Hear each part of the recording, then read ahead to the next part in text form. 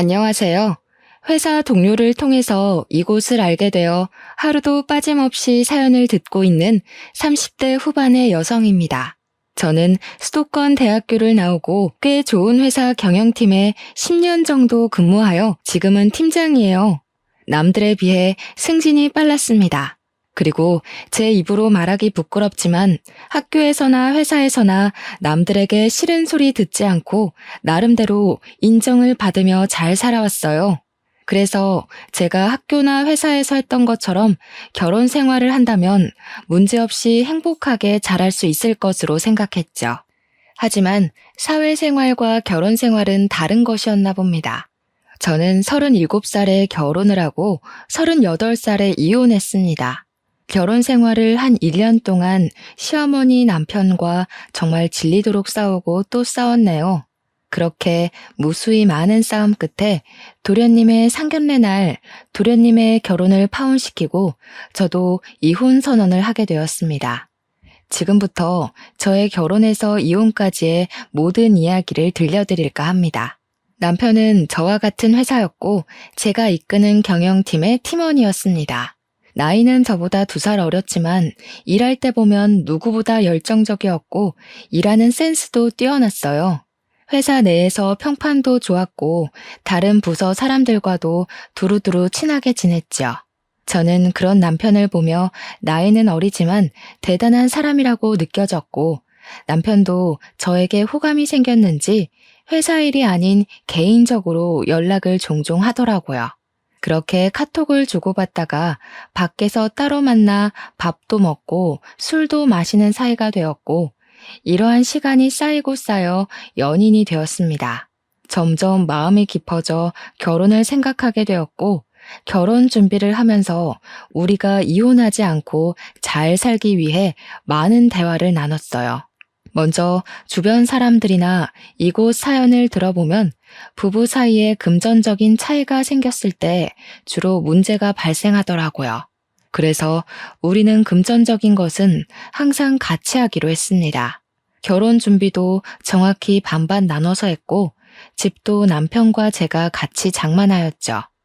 예단도 넉넉하지는 않아도 섭섭하지는 않을 만큼 준비해서 시어머니께 드리기로 했습니다.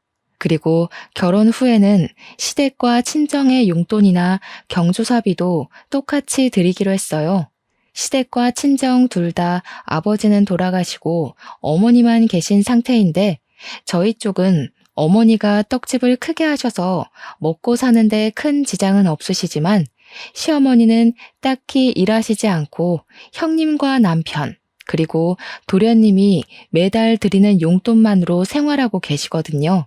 남편은 이러한 상황을 이야기하며 시댁에 반드시 용돈을 매달 드려야 한다길래 그럼 저도 친정에 그만큼의 용돈을 드리겠다고 했고 남편 역시 이에 불만 없이 동의했습니다.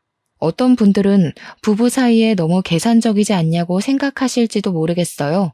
하지만 제 주변에서 시댁에는 용돈을 많이 드리고 친정에는 용돈을 적게 드리는 이유로 싸우다가 결국에는 이혼까지 하는 후배도 보았고 처음부터 확실히 이런 부분을 이야기하지 않고 참고만 살다가 나중에 서로에게 크게 상처 주는 부부도 봐서 일부러 돈에 관련돼서는 확실하게 정리를 하였습니다. 부부의 공동 생활비 역시 매달 동등하게 내고 남편도 저도 일을 하다 보니 집안일 또한 당번을 정해서 번갈아 가면서 하기로 했어요. 이렇게 우리는 결혼 전부터 부부 생활에 대해 많은 이야기를 나누고 최고의 합의점을 찾아 우리의 생활 규칙을 완벽히 정한 뒤에 결혼했습니다. 결혼식을 마치고 남편과 팔짱을 끼고 행진할 때 이 남자와 앞으로 살 날이 너무 기대되었고 설레었어요. 신혼여행을 가서도 남편과 저는 그저 행복했고 앞으로도 이렇게 우리는 함께 웃으며 잘 살 줄 알았습니다. 신혼여행 후 한국으로 돌아온 우리는 먼저 친정으로 향했습니다. 결혼식 전에 신혼여행을 마치면 친정에서 먼저 1박을 하고 시댁으로 넘어가 1박을 하기로 약속을 했었거든요. 이 부분은 시어머니와 친정엄마한테도 미리 말씀을 드린 상태였고 분명히 그때 두 분 다 알겠다고 하셨습니다. 그래서 계획한 대로 먼저 친정에 가서 인사를 드리고 같이 저녁을 먹고 있는데 시어머니한테 전화가 왔어요. 전화를 받아보니 오늘 신혼여행을 마치고 귀국하는 날인데 왜 집에 안 오냐고 하시길래 친정에서 먼저 1박을 하고 이바지 음식을 받아서 내일 시댁으로 갈 것이라고 얘기했죠. 그랬더니 시어머니께서 너희 마음대로 그렇게 정하면 어쩌냐고 하시더라고요. 저는 결혼식 전에 미리 말씀드렸고 어머니도 그때 알겠다고 하시지 않았냐고 했더니 그런 소리 들은 적 없다고 하시는 게 아니겠어요?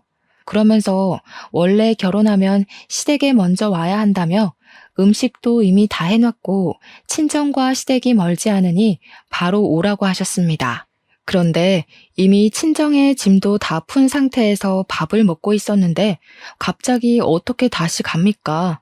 그래서 시어머니께 죄송하지만 이미 말씀드린 부분이고 지금 시간도 늦었으니 내일 가겠다고 했습니다. 그러자 시어머니는 씩씩대며 그냥 전화 끊어버리셨어요. 기분이 찜찜하긴 했지만 그래도 내일 가서 남편과 제가 잘 말씀드리면 되겠지 싶어 따로 다시 전화를 드리지 않았습니다. 그리고 다음날 친정엄마가 준비해주신 이바지 음식을 받아서 시댁으로 향했어요. 시댁에 도착하니 시어머니 제게 뚱한 표정을 지으시며 이제야 왔냐고 하시더라고요. 원래 여자는 결혼하면 뭐든지 친정보다는 시댁이 먼저여야 하는데 어떻게 신혼여행 후에 시댁에 먼저 올 생각을 안 하고 친정부터가 아니? 앞으로는 그런 식으로 하면 안 된다. 이제 너는 이 집 사람이니 죽어서도 이 집 귀신이 되어야 해. 에이, 우리 엄마가 왜 이러실까? 지금이 무슨 조선시대도 아니고 무슨 시댁이 먼저야. 엄마, 요새 그런 말 하면 큰일 나. 꼰대 소리 듣는다고요. 요새는 시댁도 처가댁도 공평하게 해야 해. 무슨 말도 안 되는 소리를. 네가 지금 우리 현수보다 나이 많고 팀장이라고 현수 조종해서 시댁을 얼렁뚱땅 넘어갈 생각하지 마라. 알겠니? 네가 나이가 많아도 그래도 현수는 너의 남편이야. 너네 집의 가장이라고. 엄마, 나보다 우리 와이프가 돈 더 잘 벌어. 우리 집의 실질적인 가장은 미진이 누나라고. 이게 아주 큰일 날 소리를 하고 있네. 안사람한테 누나가 뭐니 누나가. 이제는 안사람이라고 불러. 그리고 너네 집의 가장은 너야. 네가 돈을 더 적게 벌어도 그래도 넌 이 집의 장남이자 가장이라고. 그리고 미진이 너도 이제 현수라고 하지 말고 꼬박꼬박 현수씨라고 존칭 써.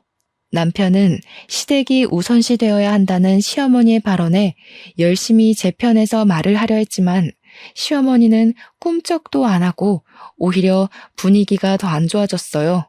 솔직히 시어머니의 말이 달갑게 들리지도 않았고 평소 같았으면 조목조목 따지고 대판 싸웠겠지만 결혼 후 처음으로 시댁에 오는 자리이고 남편도 열심히 노력하는 것이 보여서 그냥 가만히 있었습니다. 그 뒤로도 시어머니는 이바지 음식을 직접 만들어 와야지 업체에다가 사는 게 어딨냐면서 뭐라고 하셨어요.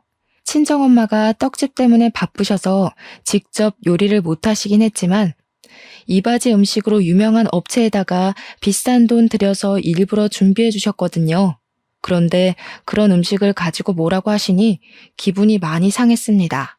그래도 남편이 중간에서 시어머니의 말을 잘 막아줘서 그냥 꾹 참으며 아주 불편하게 시댁에서의 첫날 밤을 보냈습니다.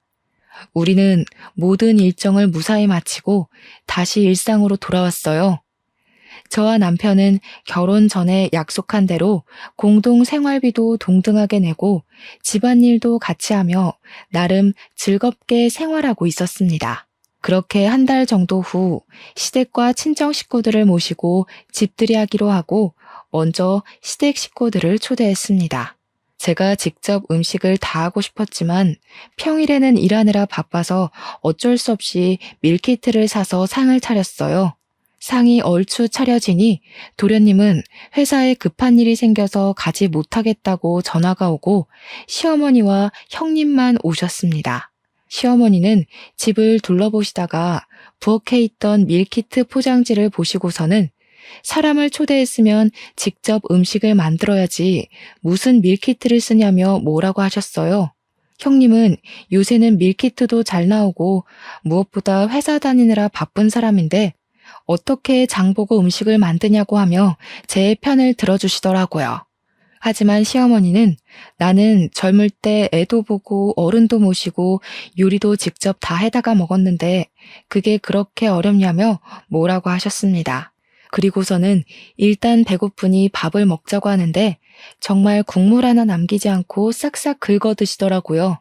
식사를 마치고 뒷정리를 하는데 원래 오늘 설거지 당번이 남편이었으나 집들이 때는 혼자서는 힘들 것 같아 같이 하기로 했습니다. 그래서 저는 그릇을 옮기고 남편이 설거지를 먼저 시작하려고 고무장갑을 끼고 있었어요. 현수야, 너 지금 이게 뭐 하는 짓이야? 네가 지금 설거지를 한다고? 네 마누라가 있는데 네가 왜 설거지를 해?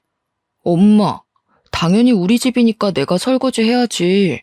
그리고 오늘은 원래 내가 설거지 당번인 날이야. 뭐? 설거지 당번?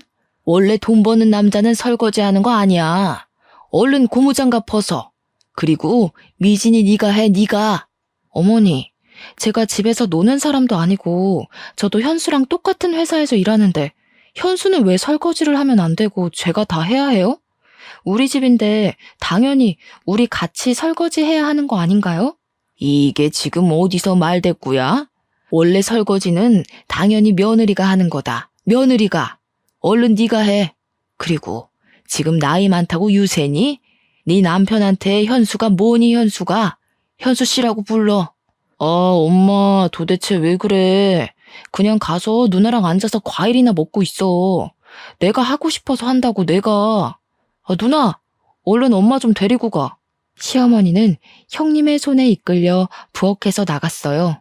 저와 남편 둘이 같이 설거지 하는데 생각하면 할수록 시어머니의 말이 너무 화가 나더라고요. 그래도 남편이 설거지하면서도 자꾸 제 눈치를 보고 미안하다고 하고 또 무엇보다 제 편에 있는 것이 보이니 고마웠습니다. 설거지를 마치니 밖이 벌써 어둑어둑하더라고요. 이제는 시어머니와 형님이 집에 가셨으면 싶은데 일어날 생각이 하나도 없고 거실에서 TV를 보며 맥주를 마시고 계셨어요. 어머니, 밖에 어두워졌는데 언제 집에 가실 거예요? 내일 월요일이라 저희도 이제 좀 쉬고 출근 준비도 해야 해서요. 집에 가기는 뭘 가? 오늘 여기서 자고 가야지. 설마 집들이에 초대해놓고 잠도 안 재워주고 보내려고? 엄마, 오늘 자고 가는 거야? 집에 내일 아침에 마땅히 먹을 것도 없는데 괜찮겠어? 나는 엄마 우리 집에서 주무시고 가는 거 좋기는 하지만 혹시라도 엄마 불편할까봐 걱정되네. 난 여기도 편해. 내 아들 집이 내 집이고 그런 거지 뭐. 그리고 집에 이제 와이프가 있는데 기본 밑반찬은 있어야지 그것도 없니? 도대체 살림을 하는 건지 마는 건지. 내일 아침은 그냥 간단히 라면을 먹던가 하고 얘 며느리야. 집에서 편하게 입을 옷 좀 줘봐라. 시어머니와 형님은 집에 갈 생각이 정말 하나도 없어 보였습니다. 저는 일단 남편을 데리고 큰 방으로 갔어요. 그냥 오늘은 집에 가시라고 말해달라고 했더니 남편은 엄마인데 어떻게 쫓아내냐고 하며 오늘 하루만 이해해달라고 부탁하더라고요. 정말 짜증이 났지만 그래도 오늘 시어머니가 뭐라고 할 때마다 중간 역할을 잘해줘서 그냥 알겠다고 했습니다. 그날 밤 잠을 자야 하는데 시어머니는 밤늦게까지 맥주를 드시며 TV의 볼륨을 높여서 보시더라고요. 결국 저는 시끄러워서 잠을 거의 자지 못했네요. 아주 피곤한 몸을 이끌고 저와 남편이 출근 준비를 하고 있는데 작은 방에서 시어머니가 나오셨어요. 바로 출근하니? 밥은? 현수 아침은 안 먹이니? 저희 평일에는 서로 바빠서 아침은 집에서 먹지 않고 회사 근처 편의점에서 간단히 먹어요. 차리고 치우고 하면 회사 늦어서요. 뭐? 남편이 일하는데 따뜻한 밥을 집에서 먹여야지. 어떻게 만든지도 모르는 편의점 음식을 왜 사서 먹여? 너 정말 너무한 거 아니야? 어머니, 저도 회사에서 일해요. 제가 유세 떠는 것처럼 보일까봐 제 입으로 이런 말 하지 않으려고 했는데 엄밀히 말하면 회사에서 제가 현수 씨보다 일도 더 많이 하고 돈도 더 많이 벌어와요. 그런데 그런 제가 매일 현수 씨 밥까지 챙겨줘야 해요? 누나, 말이 좀 그렇다. 내가 언제 아침밥 달래? 그런 것도 아닌데 왜 말을 그렇게 해? 저는 어제부터 사사건건 트집 잡고 구박하는 시어머니한테 말을 더는 좋게 못하겠더라고요. 그래서 저도 모르게 말이 거칠게 나와버렸어요. 시어머니는 제 말에 아주 황당하다는 표정을 짓고 저는 에라 모르겠다는 심정으로 그냥 나와버렸습니다.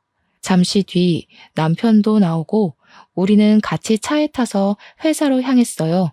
평소에는 차 안에서 이런저런 얘기를 많이 나눴지만 오늘은 남편과 말하기도 싫고 딱히 할 말도 없어서 그냥 조용히 가고 있는데 남편이 먼저 말을 꺼내더라고요. 누나가 엄마 때문에 스트레스 받는다는 건 알겠는데 엄마한테 말 좀 이쁘게 해줄 순 없어? 엄마가 옛날 사고방식을 가지고 있기도 하고 솔직히 엄마 세대들은 당연히 그런 줄 알고 살아왔잖아. 내가 평소에 잘할 테니까 엄마 앞에서만 엄마 뜻에 따르면서 생활하자. 나 우리 엄마랑 누나랑 이렇게 싸우는 거 너무 싫어. 나랑 어머니랑 싸우는 게 다 내 잘못이니? 그리고 너 어머니 아들이기도 하지만 나와 가정을 이룬 부부이기도 해. 그동안은 어머니 아들로 설거지 한 번도 안 하고 살아왔을지 몰라도 이제는 바뀌었다고. 게다가 어머니 앞에서는 설거지고 집안일이고 다 내 차지면 우리가 결혼 전에 그렇게 오랜 시간 대화를 나누며 정했던 우리 부부의 생활 규칙은 뭐가 되니? 이 규칙만은 절대 깨지 말자고 다짐하고 또 다짐했는데 어머니 때문에 1년도 못 가서 이렇게 깨진다는 게 말이 돼? 규칙이 반드시 지켜야 할 법도 아니고 상황에 따라서 좀 깨질 수도 있고 하는 거지. 우리 엄마 앞에서 설거지하고 집안일 더 하는 게 그렇게 불만이야? 막말로 우리가 엄마를 모시고 사는 것도 아니고 어쩌다가 한 번 있는 일이잖아. 그런데 꼭 그렇게 한마디도 지지 않고 따져야 속이 시원해? 나 솔직히 설거지 더 할 수 있고 집안일도 더 할 수 있어. 그런데 나는 설거지 횟수, 집안일의 비중 때문에 화가 나는 게 아니라 너와 내가 동등하게 같이 일해서 돈을 버는데 나는 며느리니까 아침밥도 차리고 설거지도 해야 하고 너는 남편이니까 아침밥 얻어먹어야 하고 설거지는 하면 안 된다고 하는 어머니의 마인드가 너무 싫어. 그리고 어머니는 그렇게 생각하실지 몰라도 그런 생각을 나에게 강요하시는 것도 너무 싫다고. 그냥 대충 네네 하고 좋게 넘어갈 수는 없어? 우리가 결혼 생활하면 엄마가 돌아가시기 전까지는 계속 이런 일로 누나랑 엄마랑 다퉈야 할 텐데 그냥 융통성 있게 넘어갈 수도 있잖아. 안 그래? 그렇게 한 번, 두 번 대충 네네 하고 넘어가면 당장은 조용하겠지. 그런데 과연 우리가 진짜 행복하게 살 수 있을까? 너야 편하겠지만 나는 절대 그리 못해. 그리고 내 성격상 분명히 언젠간 크게 폭발하고 말 거야. 그래서 애초에 그러기 전에 제대로 짚고 넘어가자는 거야. 남편과 저는 서로의 생각의 차를 좁히지 못한 채 회사에 도착했고 바로 일을 시작했습니다.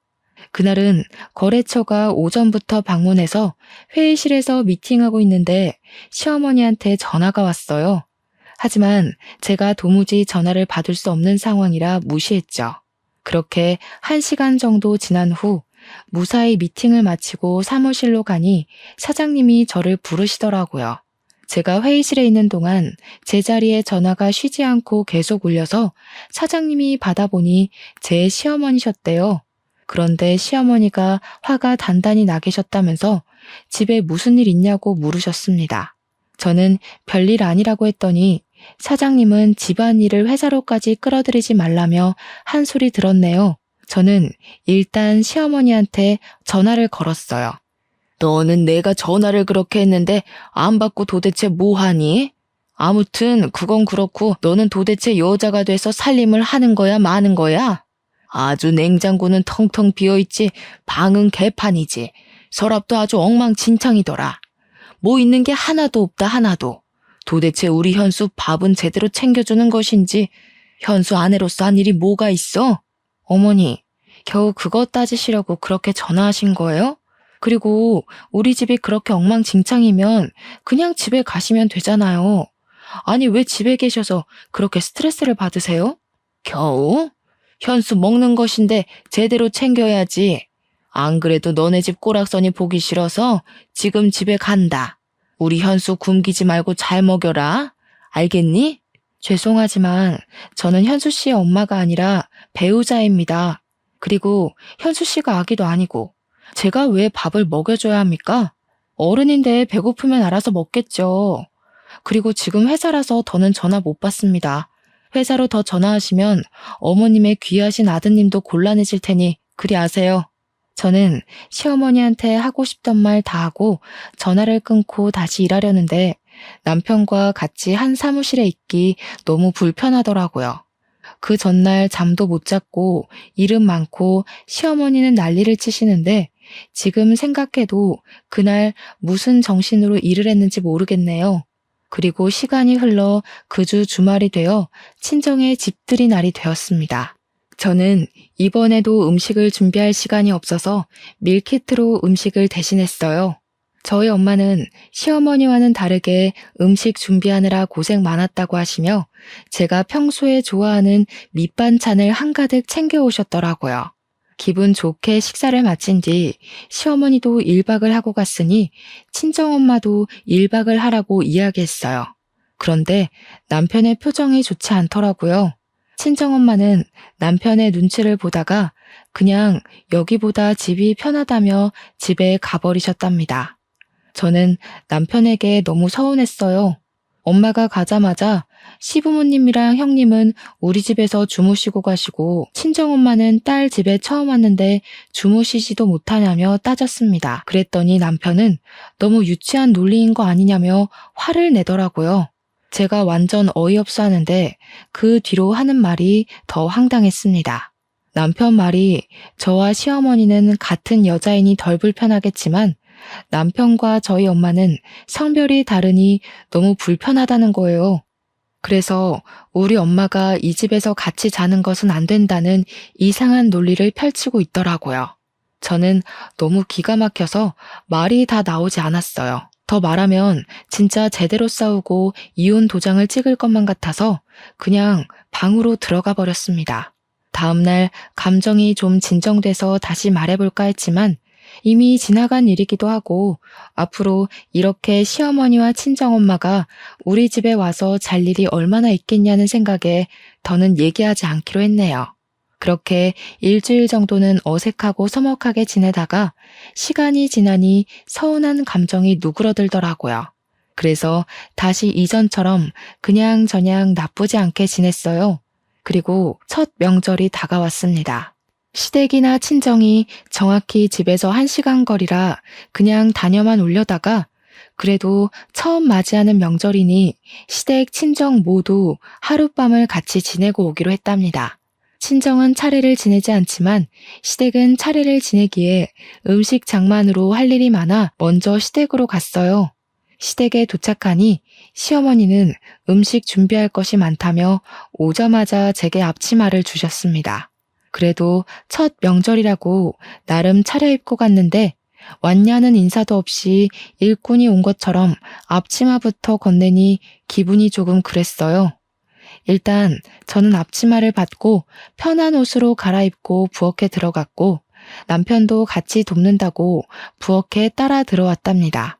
현수야, 너는 일하느라 힘들 텐데 부엌에는 왜 와? 가서 TV 보고 좀 쉬어. 이럴 때나 쉬지 언제 쉬니? 그리고 미진이는 여기 와서 전 좀 부쳐라. 어머니가 자꾸 잊으시는 것 같은데 저랑 현수랑 같은 회사, 같은 부서에서 일해요. 아시죠? 그래도 너는 팀장이니까 좀 자유롭잖아. 그리고 남편한테 현수가 뭐니 현수가. 현수 씨 아니면 여보라고 똑바로 지칭해라. 왜? 전 붙이기 싫으니? 이깟 전 붙이는 게 뭐 힘들면 얼마나 힘들다고 싫은 티를 팍팍 내? 나이 많다고 유세 부리는 것도 아니고 원래 차례상 음식 장만은 다 며느리들이 하는 거야. 친정에서 차례를 지내지를 않았으니 알 리가 있나. 시어머니는 남편과 제가 같이 일하는데 남편한테는 쉬라 그러고 저한테만 부침개 부치고 음식 장만을 하라고 하셨습니다. 남편도 자신이 부엌에 있으면 제가 곤란해질 것 같다며 도련님과 함께 거실에서 TV를 보고 과자를 먹고 놀고 있었어요. 결국 제가 며느리라는 죄로 혼자 전을 다 부쳤네요. 그러고 잠시 쉬려는데 이번에는 친척들이 오셨어요. 시어머니는 친척들 오셨으니 저녁상을 차리라고 하시더라고요. 그래서 저는 음식을 준비할 테니 남편에게 상을 피고 수저를 놓아달라고 부탁했더니 남편은 친척들에게 잡혀서 이런저런 이야기 듣느라 거실에 앉아 아무것도 안 하고 있었습니다. 결국 또 저 혼자 상을 피고 수저도 놓고 음식도 놓고 하며 상을 차렸답니다. 상을 다 차리고 저도 뒤늦게 앉아서 밥을 먹으려는데 친척 어르신이 물 좀 갖다 달라고 하셨어요. 솔직히 물 정도는 남편이 좀 움직여서 갖다 줄 수 있지 않나요? 그런데 남편은 친척들 사이에 딱 앉아서 열심히 밥만 먹고 있었더라고요. 시어머니는 저한테 얼른 가져오라고 하고 친척들도 다들 절 쳐다보시고 계시길래 저는 밥을 먹으려다가 다시 내려놓고 물과 컵을 가져왔답니다. 그다지 기분 좋지 않게 식사가 마쳐지고 나서 친척들은 그냥 상 뒤로 빠져서 수다를 떨고 있었습니다. 저도 같이 앉아 있으려니 시모가 얼른 상 치우고 설거지를 하라고 재촉하시더라고요. 이건 좀 아닌 것 같다는 생각에 남편에게 설거지는 같이 하자고 했어요. 남편은 조금 당황한 표정을 짓다가 알겠다고 하며 부엌으로 가려고 하자 시어머니는 친척들 다 계시는데 장남이 모양 빠지게 무슨 설거지냐며 차라리 시어머니 본인이 하겠다고 하셨어요. 저는 마음 같아서는 시어머니한테 그럼 그러시라고 말하려다가 친척들도 있고 해서 마지못해 부엌으로 가서 설거지했네요. 저의 표정이 좋지 않자 남편은 계속 제 눈치를 보고 시어머니는 저를 계속 못마땅하게 여기시며 명절의 첫날이 지났습니다. 그리고 둘째 날 친척들과 남편, 도련님이 함께 차례를 지내고 식사를 마친 뒤 친척들이 가시길래 저도 친정에 가려고 짐을 챙기고 있었어요. 그때 누군가가 집 배를 눌러서 나가보니 도련님과 결혼할 사람이라며 예비 동서가 과일과 한우를 들고 집에 왔더라고요. 어제부터 음식 장만하느라 피곤함에 지친 저와는 달리 딱 봐도 화사하고 어리고 여자인 제가 봐도 너무 예뻤어요. 어차피 다음 주 상견례 때 볼 건데 왜 왔어? 그냥 집에서 쉬지 않고 기특하기도 하지. 지금 시간이 벌써 점심시간이네. 온 김에 밥 좀 먹고 가. 미진아, 네 예비동서 왔으니 같이 밥 먹게 상 좀 차리자. 시어머니는 저를 콕 집어서 상을 차리자고 하며 부엌으로 저를 데리고 갔어요.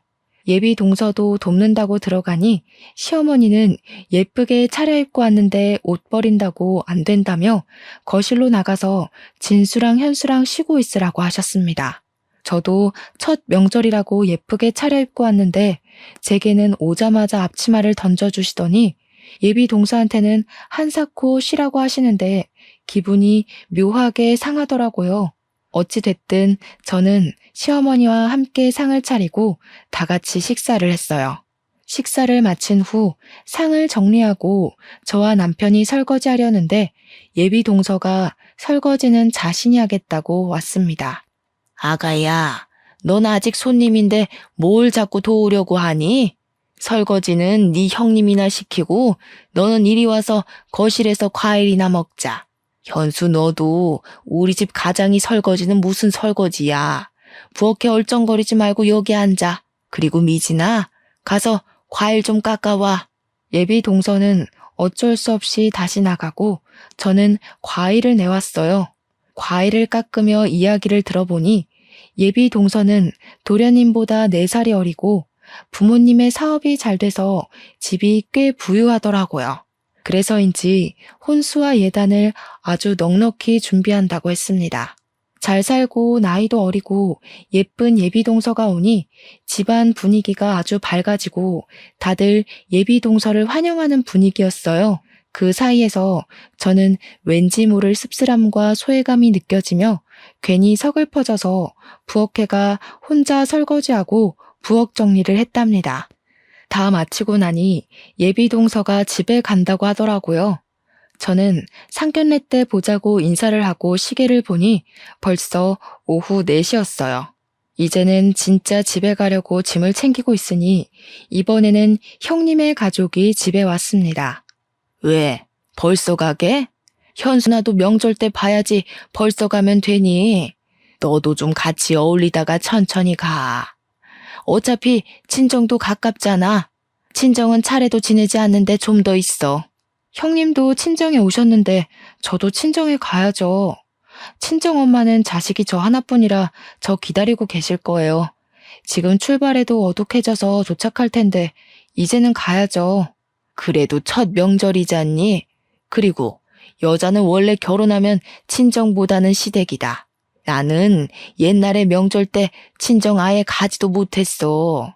지금은 그 정도는 바라지도 않으니 그냥 조금 더 있다가 가. 시어머니의 말에 남편도 어쩔 수 없다는 듯한 표정을 짓고 있더라고요.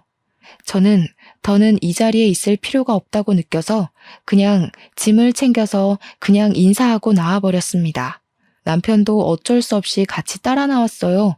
야, 그래도 첫 명절인데 기분 나쁘게 이렇게 그냥 나와야겠냐? 그냥 1시간 정도만 더 있다가 나가도 되잖아. 그게 그렇게 어려워? 1시간? 1시간이 2시간 되고 그러다가 시댁에서 명절 다 지내고 친정도 못 가. 이런 거는 처음부터 제대로 해야 한다고. 너는 어쩜 그렇게 인정머리 하나 없이 딱딱 반반이냐? 하여튼 하나도 손에 안 보려고 한다니까. 나 원래 이러는 거 몰랐어? 그리고 거꾸로 생각해봐. 네가 우리 집 갔는데 엄마가 너 가지 말라고 하면서 집에서 설거지 시키고 요리하라고 시킨다고 생각해봐. 그러면 너라면 알겠습니다 하고 그냥 있겠니? 내 생각엔 네가 나보다 더 했으면 더 했지 덜하진 않을 것 같은데. 저와 남편은 친정 가는 차 안에서 계속 싸웠어요. 친정집에 도착해서도 우리는 표정이 좋지 않았고 그런 모습을 본 친정엄마는 시댁에서 무슨 일이 있었냐며 걱정하셨습니다. 시댁에서 있던 일을 말하려던 찰나 시어머니한테 전화가 왔어요. 전화를 받아보니 술에 잔뜩 취한 목소리더라고요. 너는 큰며느리라는 애가 첫 명절인데 내가 허락도 안 했는데 양해도 구하지 않고 그냥 친정으로 가버리면 되겠냐? 심지어 현수 누나도 집에 왔는데 명절에 네 형님이랑 다 같이 친해지는 시간도 갖고 하면 좀 좋아. 여자는 결혼하면 출가 외인, 여자는 결혼하면 친정사람 아니니까 친정에 발도 들여놓으면 안 된다고. 그것도 모르는 게 무슨 회사의 팀장이라고. 어머니, 제가 명절에 제 엄마를 보러 가겠다는데 그게 어머니께 허락까지 받아야 할 일인가요? 제가 시댁에 들리지 않고 친정에 가겠다는 것도 아니고 친정이 가면 안 되는 것도 아닌데 허락을 받고 양해를 구해야 한다는 게 제 선에서는 이해가 가지 않네요. 심지어 형님은 친정에 왔는데 저는 친정에 아직 가지 말라니. 그게 무슨 경우예요? 이게 뭘 잘했다고 말댔구야? 친정에서 시어미한테 그렇게 하라고 가르치디? 지금 당장 와, 당장. 출가 외인이 어디서 명절 때 친정을 가고 있어? 그리고 딸하고 며느리하고 같아? 출가 외인은 예전에나 있던 말이죠. 남녀가 동등하게 결혼 준비를 하고 돈도 같이 버는 이 시대에 출가 외인 타령하시는 건 아닌 것 같은데요. 그리고 다시는 술 드시고 제게 이렇게 전화하지 마세요. 저는 어머니의 말씀대로 딸이 아니라 며느리입니다. 술 취한 어머니의 주정을 딸은 들어드릴 수 있어도 며느리인 저는 들어드릴 수 없습니다. 전 제 할 말을 다 하고 시어머니의 전화를 일방적으로 끊었습니다. 그랬더니 시어머니는 남편 핸드폰으로 전화해서는 며느리 눈치 보느라 못 살겠다며 하소연을 하시는 것이 아니겠어요. 그때 저와 엄마는 남편과 같이 있어서 시어머니가 뭐라고 하는 것을 친정엄마가 다 듣게 되었어요. 엄마는 화가 단단히 나서 남편의 핸드폰을 뺏어갔습니다. 사돈, 듣자 하니까 정말 너무하시네요. 저랑 동년배이신데 어쩜 그렇게 사고가 꽉 막혀 있으신지 6.25 전쟁까지 겪으신 제 시어머니보다 더 꽉 막히셨네요. 정말 제가 저희 딸을 그 집으로 시집 보낸 것이 너무 후회스럽네요. 일단 지금은 술 취하신 것 같으니 전화 끊으시고 더는 추태 부리지 마세요. 아시겠어요? 엄마는 술 취한 시어머니한테 따끔하게 한 소리하고 그냥 전화를 끊어버리셨습니다. 바로 다시 시어머니의 전화가 계속 울리고 남편이 받으려 했지만 제가 지금 전화를 받으면 바로 이혼이라고 하니 전화를 받지 않았어요. 그렇게 살얼음판 같았던 명절이 지났답니다. 명절이 지나고 오랜만에 출근한 날 회사에서 일하는데 1층에서 시끄러운 소리가 들려 나가보니 시어머니가 회사 문 앞에서 사람들과 싸우고 있더라고요. 가만히 들어보니 우리 아들과 며느리가 이 회사 경영팀에서 일하니 들어가겠다 하고 회사 사람들은 아무리 가족이라고 해도 이렇게 막무가내로 오시면 안 된다며 난동을 부리고 있었습니다. 저와 남편은 깜짝 놀라 1층으로 내려가자 시어머니가 왜 명절 때 전화를 받지 않느냐며 네가 그러고도 며느리냐고 하며 소리를 고래고래 지르시더라고요. 아무리 그래도 그렇지. 여기는 저와 남편이 일하는 회사입니다. 일단 가세요. 집에 가서 이야기해요. 이게 회사까지 쫓아올 만큼 중대한 일이에요? 당연하지.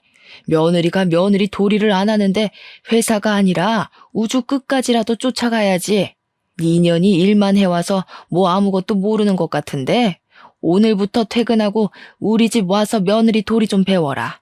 이번 주에 진수 상견례도 있고 네가 그래도 맏며느리인데 진수 처한테 이것저것 알려주려면 너도 배워야 하지 않겠어? 엄마, 그만 좀 해. 회사에서 일하는데 이게 무슨 행패야? 제발 그냥 집에 가. 엄마 아들, 이 회사에서 잘리는 꼴 보고 싶어? 남편의 간곡한 부탁에 시어머니는 집으로 갔어요. 사무실로 들어가니 바로 사장님이 저와 남편을 부르셨고 제발 집안의 일을 회사에까지 끌고 오지 말라며 엄청나게 크게 혼이 났습니다. 안 그래도 그날은 연휴 끝난 후라 정신없는데 시어머니 때문에 더 정신없고 쪽팔려서 대충 급한 일만 마무리 짓고 저와 남편은 도망치듯이 퇴근을 했네요. 퇴근하며 남편은 내게 그냥 적당히 노인네 기분 좀 맞춰줄 순 없냐고 뭐라고 하고 저는 그런 남편의 말에 화가 나 크게 싸웠습니다. 그 뒤로 저는 시어머니의 전화를 받지 않고 남편과 대화도 하지 않으며 남남처럼 생활했네요. 그리고 도련님의 상견례 날이 왔어요. 예단 이야기가 나왔는데 예단비 2억에 고급 모피코트에 명품 가방을 준비한다고 하더라고요. 시어머니는 넉넉한 예단과 혼수에 너무 좋아했고 상견례장 분위기도 아주 화기애애했습니다. 이런저런 대화를 하다가 예비동생 어머니가 저한테 시어머니가 잘해주시냐고 물어보셨어요. 네, 잘해주세요. 며느리는 출가 외인이니 친정보다는 시댁이 먼저야 하고 명절 때도 형님은 친정에 왔지만 저는 친정에 가면 안 된다고 하시고 맞벌이여도 남편 밥은 챙겨야 하고 남편한테는 설거지도 시켜서는 안 된다고는 하지만 그래도 잘해주세요. 예, 너는 왜 그런 소리를 이 자리에서 하니? 내가 언제 그랬다고? 지금 농담하는 거지? 사돈, 우리 집 맏며느리가 원래 이렇게 장난을 잘 쳐요. 장난 아닌데요? 매번 그러셨잖아요. 동서도 저번에 명절 때 집에 못 가고 있는 거 다 봤죠? 설거지도 제 남편한테는 하나도 안 시키고 저 혼자 다 했던 것도 기억하시죠? 이 집으로 시집 오면 그게 동서의 미래 모습이에요. 이제 명절 때는 친정에 갈 생각 마시고 주야 장천 설거지만 하셔야 할 겁니다. 사돈, 아니에요. 설마 제가 그렇겠어요? 제가 맏며느리한테는 그래도 둘째 며느리한테는 안 그래요. 명절날 아주 칼같이 보내겠습니다. 원한다면 설과 추석 번갈아 가면서 와도 돼요. 맏며느리는 일만 해서 뭘 잘 몰라서 제가 가르친다고 그런 거고 우리 둘째 며느리한테는 안 그럴 거예요. 저와는 다르게 둘째 며느리가 넉넉하게 예단과 혼수 준비해 가서 그러신가 보죠? 우리 시어머니는 예단으로 며느리를 차별하는 그런 분이셨네요. 저는 성격이 좋지 않아서 그런 차별 대우받고서는 이 집 큰며느리로 못 있겠네요. 죄송하지만 이제 며느리 노릇 못 해먹겠어요. 그쪽도 저처럼 고생하기 싫으면 얼른 도망치세요. 남편이 좋아도 시어머니 자리가 별로면 아무래도 힘들더라고요. 저의 폭탄 발언에 예비 동서 가족의 표정이 굳어지고 시어머니는 당황해 하시더라고요. 결국 예비 동서의 부모님은 이 결혼 생각해 보겠다고 하고 자리를 박차고 나갔습니다. 야, 너는 동생 상견례 자리에서 꼭 이렇게까지 해야 해? 진짜 독종이다, 독종. 이혼하자, 이혼해. 나야말로 바라던 바야. 어머니, 도무지 이 집에서 며느리 노릇 못하겠네요. 저는 며느리 자리 사표 내고 이혼하겠습니다. 이게 지금 얼마짜리 혼수랑 예단이었는데 네가 다 망쳤어. 이제 어쩔 거야? 어찌할 것이냐고. 얼른 따라가서 아니라고 말해. 아주머니, 내가 그동안 아주머니한테 당한 것들을 그대로 다 말한 것뿐인데 아니긴 뭐가 아닙니까? 저는 할 말 없습니다. 그럼 이제 갑니다. 저는 그 길로 나가서 신혼집에서 짐을 다 싸들고 친정으로 갔습니다. 저희 엄마는 제게 괜히 결혼해서 눈치 보고 구박대기로 사는 것 같아서 마음 아팠는데 그렇게 살 바엔 차라리 이혼하고 혼자 사는 게 100번 1000번 낫다고 잘했다고 하셨어요. 솔직히 이혼이 잘한 일은 아니었지만 그래도 엄마가 그리 말해주시니 너무 감사했답니다. 그리고 월요일, 회사에 가니 남편이 일찍 출근해 있었습니다. 저는 남편을 회의실로 불러서 이혼 서류를 건넸어요. 남편은 무슨 이런 일 가지고 이혼이냐고 남들 다 이렇게 산다고 하더라고요. 남들은 다들 이렇게 살아도 나는 이렇게 못 살아. 내가 설거지 몇 번 더 하고 시댁에 오래 있겠다고 해서 이러는 거 아니야. 나에게는 엄격하게 며느리 도리 강요하면서 자기 아들은 집안일 하나 못하게 하고 내가 예단비 적게 해왔다는 이유로 벌써 대놓고 차별하려고 하시는데 나는 그런 차별 대우받으면서 못 산다고. 그렇지 않아도 네가 상견례 자리에서 그러고 나가서 진수 파혼했어. 그럼 된 거 아니야? 너도 꼭 이렇게 이혼까지 해야 해? 잘 됐네. 도련님 파혼시킨 마당에 내가 이제 시댁에 가면 나는 천덕꾸러기일 텐데 나는 더는 그렇게 못 살아. 이혼해. 우리는 회사 회의실에서 대판 싸우고 결국에는 이혼을 하기로 합의를 했습니다. 며칠 뒤 우리가 이혼한다는 소식을 들은 시어머니가 또 회사에 와서 저를 찾는다고 난리를 치는 바람에 회사에 남편에 대해 좋지 않은 소문이 났습니다. 그리고 얼마 지나지 않아 남편은 사람들의 따가운 눈총을 이겨내지 못하고 회사를 관두게 되었답니다. 반면 저는 이혼 후 여전히 경영팀 팀장으로 사람들과 좋은 관계를 유지하며 회사에 잘 다니고 있습니다. 솔직히 그동안 회사에 다니면서 다양한 상황들을 많이 만났지만 그래도 그때마다 잘 대처를 해왔거든요. 그래서 저는 결혼 생활도 잘할 줄 알았습니다. 잘 살기 위해서 결혼 전 남편과 많은 대화도 나누고 현명하게 준비를 한다고 했지만 결국 이혼하게 되고 말았네요. 물론 저도 무조건 잘했다고는 생각지 않습니다. 제가 융통성 있고 좀 더 유연하게 해야 했는데 제 성격상 그러지 못한 부분도 있었을 것으로 생각해요. 하지만 저의 이혼을 후회하지는 않아요. 다시 그 상황이 되어도 조건 없는 며느리의 희생을 강요하는 전 시어머니와 처음에는 제 편인 듯 했지만 결국엔 어머니의 뜻에 수긍했던 전 남편에게 이혼 서류를 던졌을 것입니다. 다만 마음이 정리되고 나중에 혹시라도 마음에 드는 남자가 생긴다면 그때는 지금보다 더 현명하고 지혜롭게 결혼 생활을 하고 싶네요.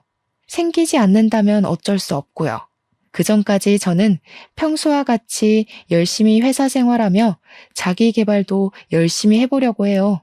그러다가 기회가 된다면 더 좋은 인연이 생길 수도 있겠죠?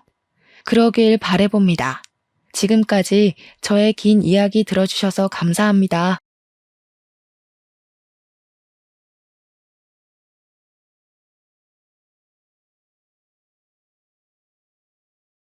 안녕하세요. 저는 흔한 불륜 사건으로 이혼의 결말을 맞이한 30대 후반 이혼녀입니다. 불륜을 흔하다고 얘기하는 것이 인간성이 엉망인 사람들이 얼마나 많은지 증명하는 것과 같아서 좀 속상하긴 한데요. 저 또한 인간성 불량한 남자를 제때 알아보지 못하고 결혼해 결국 그 흔한 길을 똑같이 걸었던 억울함을 호소해보고자 사연을 쓰게 되었어요. 남일일 때는 그저 혀만 끌끌 차고 말았을 상황도 제 일이 되면 두 손 두 발 다 벗고 덤비게 되는 게 불륜이 아니겠습니까? 기본적으로 사람이라면 책임감은 부족할지언정 도덕성만큼 좀 취하고 있어야 하는 거 아닌가 싶네요. 만약 제 썩을 남편만이 문제였다면 제가 이렇게 사연까진 안 찾아봤을 겁니다. 그냥 혼자 속상해하다 가끔 술 한잔하며 친구한테 털어놨을 거고 이러면서 상처를 잊어갔겠죠. 하지만 저는 남편뿐만 아니라 시댁까지 통째로 꽝이었기에 마냥 시간의 흐름에만 제 상처를 맡기는 것만으로는 개운하지가 않아서 동네방네 소문내러 왔습니다. 다른 사람들의 입을 타서라도 제 익명의 사연이 여기저기 떠돌았으면 좋겠어요. 그러니 제 사연 좀 들으시고 안주 삼아 주위 사람들에게 이 사람들 흉 좀 봐주셨으면 합니다. 저는 소위 좀 사는 집안에 시집을 갔습니다. 시댁에는 멀끔한 장남인 제 남편과 몸이 불편한 도련님이 있었어요. 당시 도련님 나이가 고등학생이었는데 도련님이 친구들이랑 스키 타러 갔다가 큰 사고를 당해서 다리를 못 쓰게 되었다고 했습니다. 그래서 학교를 다닐 수가 없었고 홈스쿨링을 시작했는데 제가 바로 그 홈스쿨링 선생님으로 들어가게 된 겁니다. 그런 비즈니스적인 인연을 시작으로 그 집안을 들락날락했어요. 그렇다 보니 그 집 가족들과 자연스레 안면을 틀 수밖에 없었죠. 당연히 거기서 그 집 장남인 제 남편과 눈이 맞은 거였는데요. 남편이 먼저 관심을 보여줘서 저도 얼마 안가 흔들리게 되었고 그렇게 비밀리에 만나왔습니다. 시댁에서 저희 관계를 알렸던 시기는 남편이 제게 청혼을 했을 때였어요. 남편이 먼저 시댁에 당당히 허락을 받고 결혼 전제로 만나자고 제안을 했고 저 또한 남편과 결혼을 생각할 만큼의 마음이기도 했기에 흔쾌히 노력을 해보기로 했습니다. 제가 그날도 여느 때처럼 분위기 좋게 도련님 수업을 끝낸 날이었어요. 바로 퇴근을 하지 않고 남편과 함께 시부모를 모신 뒤 그 앞에 무릎을 꿇고 앉았습니다. 그리곤 남편이 먼저 입을 열어 저희가 결혼을 전제로 만난다는 사실을 밝혔어요. 그때 시부 반응도 안 좋았지만 제가 그날 처음으로 시모한테 귀싸대기를 맞은 날이기도 했습니다. 뭐라고? 애 공부나 가르치라 했더니 감히 귀한 내 아들내미를 꼬셔내? 네가 우리 막내 가르치는 것 때문에 선생 하면서 떠받들었던 거지. 내가 너를 며느리감으로 생각이나 한 줄 아니? 어디서 주제넘게 우리 집을 넘봐? 이런 시모의 행동이 제게 더 충격으로 다가왔던 건 시모가 평소 저에게 선생님, 우리 작은애 좀 잘 부탁해요 라며 선생 대접을 많이 해줬고 명절에는 보너스도 챙겨주는 좋은 학부모였기 때문입니다. 선량하기 그지없는 분이라고만 생각했지 이렇게 사나운 면모가 있을 거라곤 상상조차 못한 일이었기에 제게는 이 일이 너무 충격일 수밖에 없었습니다. 제가 부모님이 다 돌아가시고 대학생 동생 하나랑 같이 살고 있었는데 그걸 시모가 알아서 저더러 동생을 데리고 외식을 하라며 굳이 일부러 비싼 고기도 챙겨주셨어요. 비싸고 좋은 뮤지컬 티켓도 끊어주시며 제게 잘 해주셨던 사모님이었거든요. 아무래도 제가 그게 시모의 전부라고 착각했었나 봅니다. 사실 시모한테 저는 인품 좋고 실력 좋은 선생으로만 합격일 뿐 시모 기준 며느리 축에는 못 끼는 등급이었던 거예요.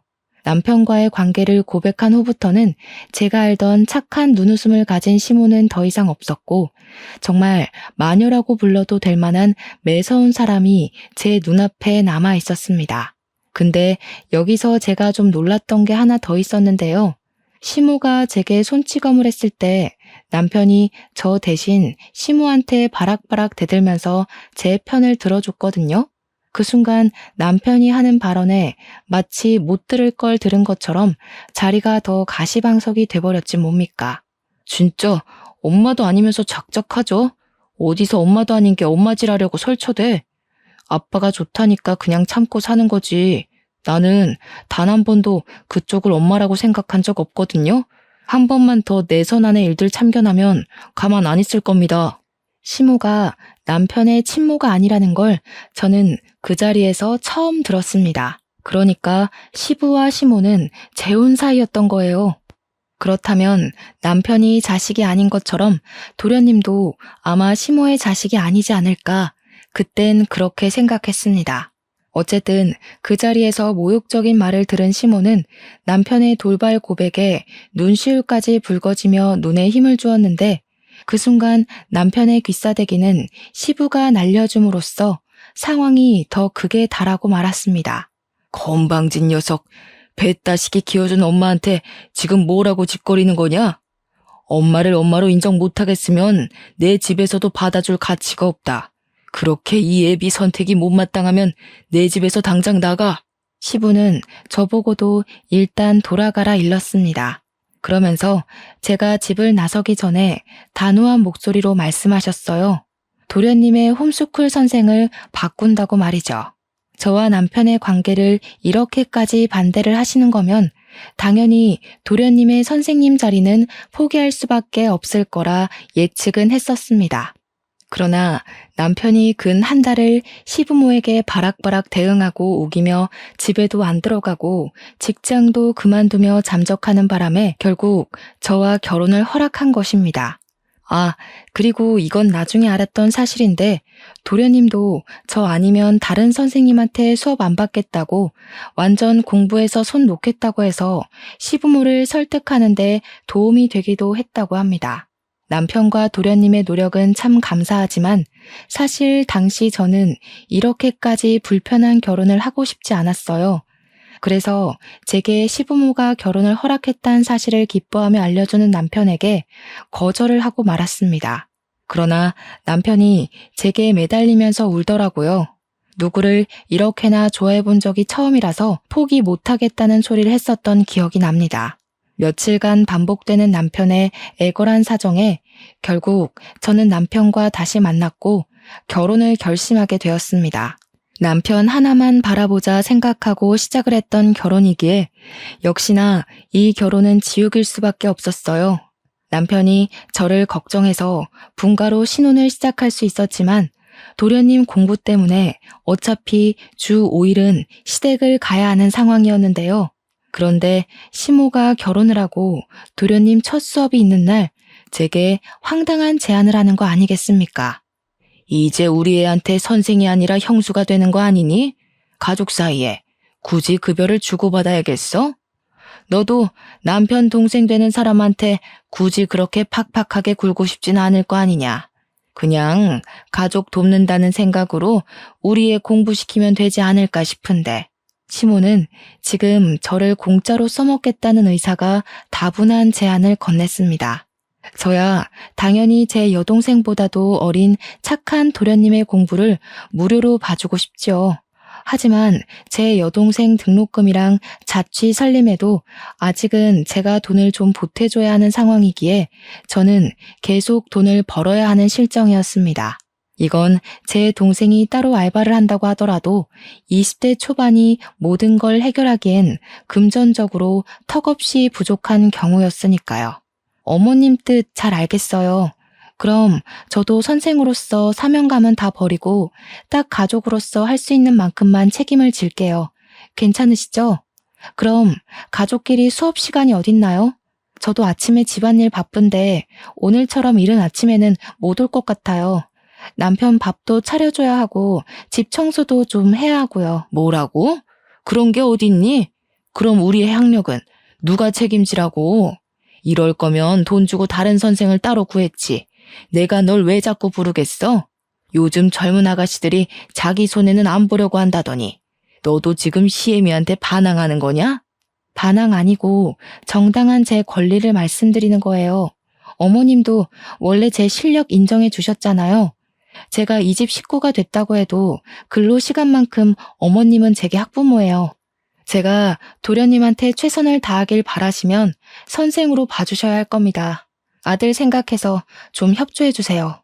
시모는 제 말에 기막혀 하면서 자기 할 말을 찾고 있었는데요. 그때 도련님이 뒤에서 듣고 있었는지 시모한테 선생님 시키는 대로 하라고 따져들었고, 도련님한테 꼬리 내린 시모는 어쩔 수 없이 한 발 양보해 주었습니다. 몇 번 보다 보니 느낀 건데 시모는 유독 장남보다 도련님한테 더 약한 엄마였던 것 같았어요. 남편이 시모를 곱게 대하지 않아서 시모도 남편한테 한 번씩 욱할 때가 있었는데, 그와 반대로 도련님이 시모한테 사춘기랍시고 나쁜 말을 하면 그건 시모가 그냥 다 져주고 넘어가는 경우를 덜어 봤거든요.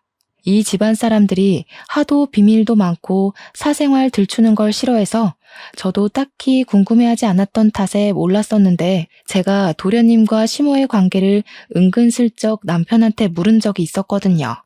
남편이 말하길 꺼려하면서 어렵게 알려준 사실은 오래간만에 또 저를 놀라게 했습니다. 시부 아들은 남편만이 그렇고 도련님은 시모의 친자라고 하더군요. 자기 친자이기 때문에 시모가 도련님한테는 그렇게 길을 펴지 않았다는 사실이 뒤늦게 이해됐었습니다. 어쨌든 시모가 제게 간섭이 조금이라도 날라올 것 같으면 도련님이 휠체어를 타고 귀신같이 나타나 시모를 막아내 주더라고요. 덕분에 공부 시간만큼은 시모를 안 볼 수 있어 마음이 편했습니다. 그리고 시댁에는 도련님의 재활을 도와주는 도우미가 2시간 정도 일을 하다 가는데요. 그 재활 도우미는 제가 시댁의 선생으로 고용되기 전부터 일을 하고 계신 분이었어요. 저만큼이나 젊은 여자더라고요. 참 선하게 생겼고 근무 시간 내내 성실하다고 생각했는데, 희한하게도 도련님은 그 여자 손길을 좀 싫어하는 눈치였습니다. 한날은 저와 도련님 수업이 다 끝날 때쯤 도련님이 툴툴대면서 제게 어떤 말한 적이 있는데, 그 말이 뭔가 제게 의미심장한 기분을 일으켜주더군요. 그 여자 보고 다들 착하다 선하다 하는데 내가 진짜 쪽팔려서 말 안 하고 있는 거지. 엄마는 내 말 들으면 쓰러질걸요? 나도 대학 가고 나 혼자 독립할 수 있을 때 터뜨리려고 참고 있는 중이에요.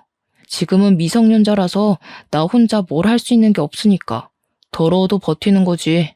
그때 도련님이 하는 말이 무슨 말인지 잘 몰랐습니다. 그래서 쉽게 그날의 발언을 넘겼고, 시모의 고나리질보다 더한 스트레스가 갑자기 찾아오는 바람에 도련님이 주는 메시지를 까맣게 잊어버리고 말았어요. 그 엄청난 스트레스는 다름 아닌 제 남편이 주는 몫이었는데요. 제가 분가를 하고 있었지만 거의 하루의 반나절을 도련님 수업 때문에 시댁에 있다고 했지 않습니까? 그런데 한날은 제가 퇴근하려고 나가는 날, 도련님의 재활 도우미가 시댁으로 출근하면서 문제가 발생했어요. 그 도우미 목에 감긴 손수건이 제 것과 똑같다는 걸 알아본 겁니다. 우연히 똑같은 거겠지라고 생각할 수 없었던 건, 그 손수건은 제 동생이 제 생일날 손수 만들어서 준 제작물이었습니다. 그래서 저는 신뢰를 무릅쓰고 바로 도우미를 붙잡아 물었어요. 죄송한데 그 손수건 어디서 나셨어요? 제가 아는 물건이랑 똑같아서요. 신뢰가 안 된다면 한번 확인해 봐도 될까요? 네? 남자친구한테 받은 건데요. 죄송하다면서 이렇게 강압적으로 나오는 건 좀 아니지 않나 싶은데. 불쾌하네요. 궁금하면 확인해 보시던가요. 그렇게 말하는 도우미의 표정이 너무 당당해서 순간 제가 정말로 착각한 줄 알았습니다. 그러나 확인해 보라는 뻔뻔한 그 말에 당장 확인을 해봤더니 제 것이 맞는 게 아니겠습니까? 그래서 저는 더 이상 배려는 관두고 당장 그 도우미 목에 있는 손수건을 풀어 그곳에 적힌 제 이니셜을 보여줬어요. 이거 보세요. 내 거 맞는데요. 제 이름 대문자 따서 새긴 거거든요. 못 믿으시겠으면 제 친동생이 만들어준 거니까 증언도 해드릴게요. 그래요? 글쎄요. 뭐가 어쨌든 저는 남자친구한테 받았을 뿐이라니까요. 의심스러우시면 같이 사는 집주인한테 손수건이 왜 밖을 놔두는지 물어보시던가요. 도우미는 자기 것이 아닌 물건임이 들통났으면서도 오히려 고개를 빳빳이 들고서 저더러 손수건을 갖고 싶으면 가지라면서 쌩 지나가 버렸습니다. 그 순간 손수건에 가려졌던 그 도우미의 목 언저리를 보았는데 검붉게 물든 자국들이 나 있었어요. 그걸 보고서 저는 불길함에 휘말리고 말았죠. 정말 밑도 끝도 없이 설마 내 남편이 저 여자랑? 싶더라고요. 그래서 다른 생각할 겨를도 없이 얼른 집으로 가봤죠. 하지만 남편은 아직 퇴근 전이었습니다. 혹시라도 남편이 귀가해 있었다면 그 도움이랑 저 없는 집에서 뒹굴었다는 증거나 다름없는 현장이 돼버리잖아요. 텅 빈 집안을 보면서 제가 오해했나 안심은 좀 되었지만 그래도 찝찝한 도우미의 발언은 제 마음속에 계속 머물러 있었습니다. 그런데 그 순간 제가 손수건 가지고 도우미랑 대화를 할 때 도련님이 그 대화를 엿듣기라도 한 건지 도련님한테서 문자가 오더라고요. 웬 모르는 사람이었는데 시댁에서 베란다를 내다보면 보이는 주차장이 찍힌 모습이었습니다. 그 사진 속에는 아주 자그마하게 남자 여자가 엉켜서 포옹하고 입 맞추는 듯한 형상이 있었어요. 자세한 얼굴은 보이지 않았지만 저는 이 사진의 주인이 남편이란 걸 알 수밖에 없었습니다. 바로 남편의 자차 때문이었죠. 문제는 이 사진이 끝이 아니라는 것이었어요. 그 뒤로도 도련님한테서 여러 장의 사진이 날라왔고 이건 남편과 도우미 사이가 꽤 진전되었다는 것을 증명하는 뜻이기도 했어요. 그러니까 남편은 퇴근을 안 해서 집에 없었던 것이 아니라 여태 빨리 퇴근해서 도우미를 태우고 시댁에 친히 바래다주고 있었던 정황이 설명된 겁니다. 그러면서 늘 그랬던 것처럼 제가 먼저 퇴근하면 자기가 퇴근하는 식으로 상황을 꾸며왔던 거였어요. 그러니 시댁에서 마주쳤던 도우미가 당당했던 것도 자기 남자친구를 들먹이면서 저를 째려보았던 것도 전부 자신과 남편이 불륜을 저지르고 있다는 걸 저한테 도발한 거였습니다. 어이가 없어서 저는 그날 귀가해온 남편을 기다렸다가 사실 진위를 위해 따졌어요. 당신 미쳤어? 우리 결혼한 지 이제 2년이야. 어떻게 도련님 재활 도우미랑 바람을 피울 수가 있어? 나 일 다닐 때 그 여자 이 집에 불러들여서 개짓거리 한 거니? 그 여자한테 내 손수건 묶어준 것도 당신이지. 어떻게 당신이 그럴 수가 있어? 내가 하기 싫다던 결혼을 누구 믿고 따라왔는데. 제 언성에 남편이 처음에는 엄청 당황하더라고요. 하지만 그도 잠시 곧 당당하게 대꾸를 하기 시작했습니다. 조용히 넘어가자. 그래도 네가 며느리라고 아빠가 네 동생 개인 장학금까지 챙겨주는데 이 정도는 눈 감아줄 수 있잖아. 솔직히 한 사람이랑 2년 살았으면 이미 단물 빠진 껌 씹는 거나 마찬가지 아니야? 너도 나 질리지 않아? 우리 동생이라도 만나볼래? 아, 미성년자라 그건 좀 범죄인가? 결혼하기 전 제 발목을 잡으면서 기었던 남자가 맞나 싶을 정도로 남편은 인간 말종 쓰레기가 되어 있었습니다. 착실하게 아내 노릇, 며느리 노릇, 선생 노릇하며 지내왔더니 제게 돌아오는 결과물은 남편의 불륜이었어요. 그 생각을 하니까 배신감을 떠나 남편의 마음에 눈이 멀어 잘못 판단했던 제 자신에게 화가 나더라고요. 남편의 쓰레기 같은 발언을 더 이상 참지 못하고 저는 남편의 중심부를 걷어차 버렸습니다. 깜짝 놀라서 소리치며 대굴대굴 구르는 남편을 두고서 저는 집을 나와버렸죠. 그리곤 동생 자취방을 찾아가 지냈죠. 그리고 다음날 시댁으로 출근해서 홀로 있는 시모한테 남편의 불륜 사실을 밝혔습니다. 그 불륜 대상이 도련님 도움이라는 것도 알려드렸어요. 그런데 놀랍게도 시모는 제가 보여준 증거물을 가만히 바라보기만 할 뿐 무반응이더군요. 제 말 이해 못하시겠어요? 남편이 바람을 피웠다고요. 그 상스러운 년이 철판 깔고 이 집 들락거리면서 착한 척하는 도움이라니까요. 어머님이 아끼는 귀한 장남이 무슨 짓을 하고 다니는지 판단이 안 되세요? 그래서 뭐 어쩌라는 거냐? 소송이라도 하고 싶다는 거니? 네가 시작한 결혼이다.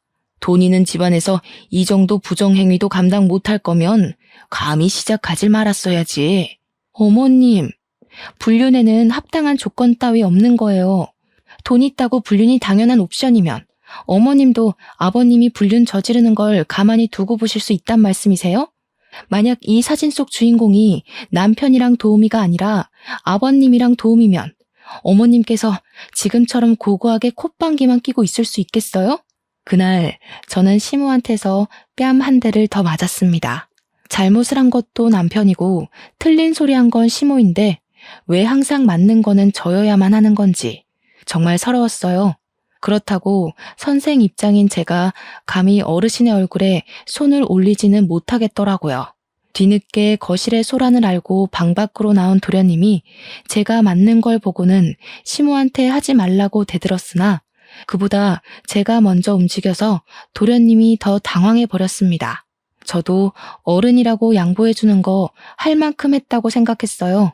그래서 시모가 메고 있는 목걸이를 콱 잡아 빼선 베란다 밖으로 던져버렸습니다.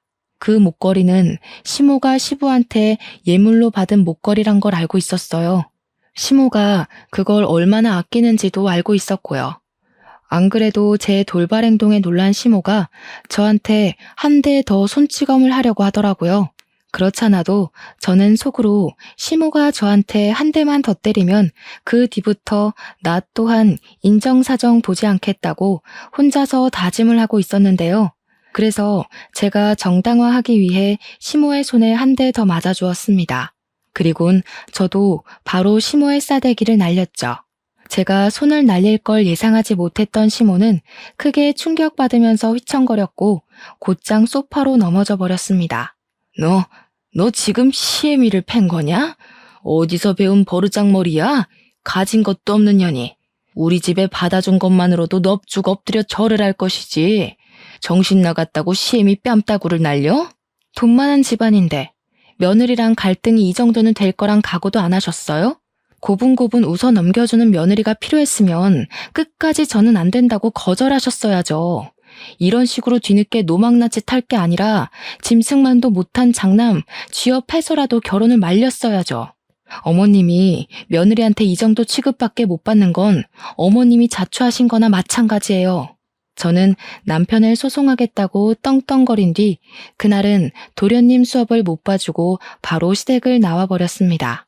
그러고는 홧김에 바로 소송장 쓰려고 지하 주차장에 주차해 놓은 제 차에 올라탔는데요. 그러자마자 제 눈앞에 보인 두 형상을 보고 저는 충격의 도가니에 휩싸였어요.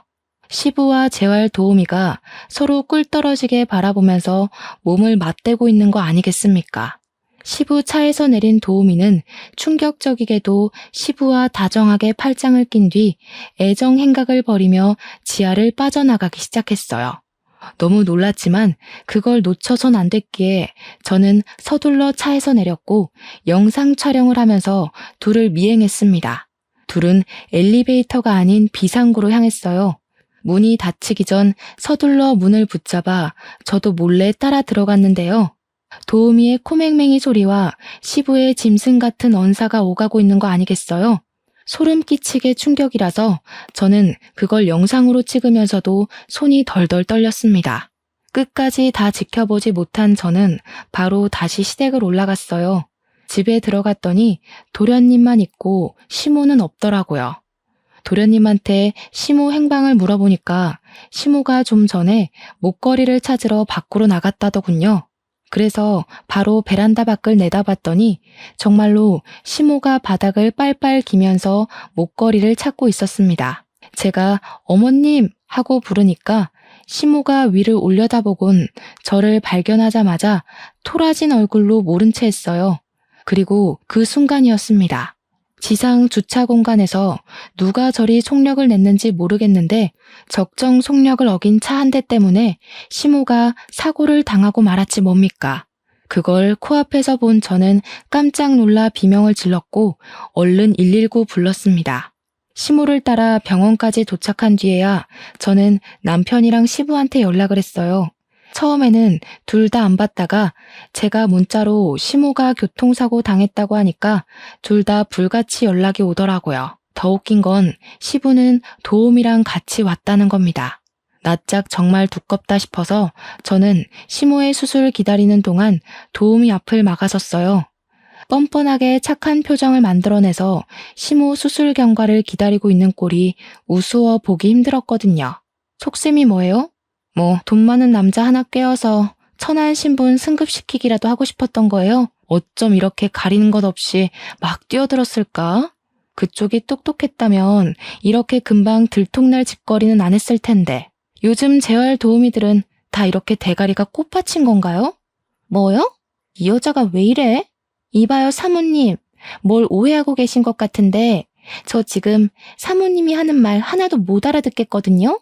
지금 큰 사모님 사고 난 게 제 탓이라도 된다는 거예요? 사고 얘기한 거 아닌데? 재발절인가 봐요? 이렇게 큰 반응 보여주면 제가 또 그 부분은 다시 알아봐야겠네요. 그래서 그 깡통머리로 겨우 고른 남자가 누군데요? 젊은 놈? 늙은 놈? 제 말에 도우미는 사색이 된 채로 대꾸 없이 저를 바라봤습니다. 눈동자가 미세하게 흔들리는 게 은근히 통쾌하더군요. 그리고 그 상황에 엉뚱하게도 남편이 제게 슬쩍 나섰는데 남편은 제가 자기의 상간녀로 알고 있으니까 시부한테 자신의 불륜을 들킬까봐 얼른 제 입을 막으려고 했습니다. 그래서 제가 한 번 더 남편의 중심부를 걷어차려고 하자 쫄았는지 알아서 떨어지더라고요. 하지만 시부 표정도 그리 편한 얼굴은 아니었어요. 어딘가 모르게 혼란스러운 얼굴로 저를 보고 계시더군요. 결국 도우미 혼자서만 제 말을 알아듣고는 그만 가보겠다고 자리를 도망치려 했는데 제가 바로 그 여자의 머리채를 잡아 바닥에 잡아뜨렸습니다. 그러니까 진짜 웃기게도 남편이랑 시부가 펄쩍 뛰며 둘 다 도우미를 챙기기 급급하더라고요. 저는 또 그 장관을 놓칠 수 없어서 사진을 찍었어요. 그리곤 제 폰을 뺏으려는 남편에게 시부와 도우미의 비상구 영상을 보여줬고 남편은 폰에서 쩌렁쩌렁 울리는 둘의 은밀한 대화에 그 자리에서 우뚝 굳어버리고 말았습니다. 영상에서 소리가 새어나가자 시부랑 도우미도 꽤 당황한 눈치더군요. 그 순간 남편이 바로 도우미 멱살 잡고 일으켜서 벽으로 몰아붙였어요. 너 뭐야 이년아. 나밖에 없다고 했잖아. 그런데 저 동영상 뭐야? 여태 내 뒤에서 우리 아빠랑 붙어먹고 있었어? 이거 완전 정신 나간 년 아니야. 당장 어떻게 된 건지 설명해. 뭐라고 변명이라도 해. 남편이 도우미를 사정없이 몰아세우니까 시부가 남편을 잡아다가 귀싸대기를 날려버렸습니다.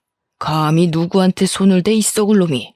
네 엄마가 될지도 모를 사람한테 건방지게 어딜 넘본다는 거냐. 설령 세빈이랑 네가 붙어먹었다고 해도 너희 둘은 안 될 사이다. 내가 세빈이 책임질 테니까 더러운 꼴 더 보기 전에 너는 당장 손 떼라. 남편은 자기 상간녀가 자기 아빠랑 그렇고 그런 사이란 사실에 충격 먹어 아무 말도 못했습니다. 시부 뒤에 숨어있는 도우미를 노려보면서도 자기 아빠한테는 감히 덤벼들지 못했죠. 그럴 수밖에 없는 게 남편은 시부의 도움 때문에 재력을 쥐고 있는 거지 혼자서는 그저 대기업 월급쟁이에 빚만 가득한 평민이나 다름없었으니까요. 그리고 시부는 타깃을 변경해 저한테 으름장을 놓으며 당장 제 휴대폰을 내놓을 것을 강요했습니다. 네가 그런 걸 가지고 있다고 한들 바꿀 수 있는 건 아무것도 없다. 네 남편한테서 세빈이 떼어줬으니 오히려 고맙게 생각을 해야지. 내가 지금 네 동생한테도 장학금 꽂아주고 있지 않냐? 그 인정을 생각해서라도 당장 그 휴대폰 내놔라. 이미 어머님이랑 도련님 그리고 이 사람이랑 제 동생한테까지 아버님 동영상 다 보내놔서 제 폰 하나 뺏는다고 아버님 부정행위가 사라지진 않아요.